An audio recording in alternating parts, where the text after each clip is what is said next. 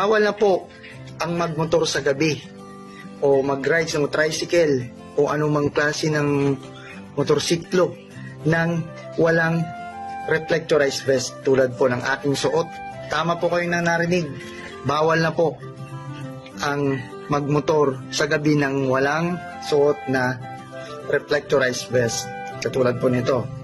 Kung ikaw po ay nagbabalak na dumaan sa national at provincial road, ay kailangan po natin magsuot ng reflectorized vest.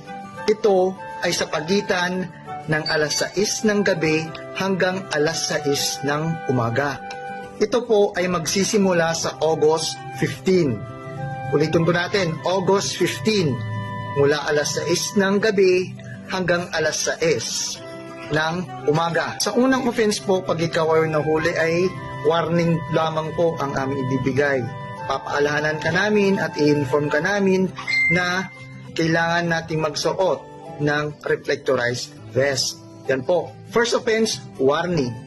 Sa second offense naman po ay 1,000 pesos. At sa pangatlong pagkakataon po na ikaw ay mahuli ay 2,000 pesos. At sa ikaapat is 5,000 pesos at merong pagkakakulong po ng hindi hihigit sa 1 taon, depende sa desisyon ng korte. O kapag ikaw ay may backride, kailangan po yung backride mo po is meron din po siyang suot na reflectorized. Kapag naka-e-bike ka, kailangan nakasuot ka din. At kapag may top box ka, yung U-box, yan, kailangan po meron din siyang reflectorized sticker. Yan.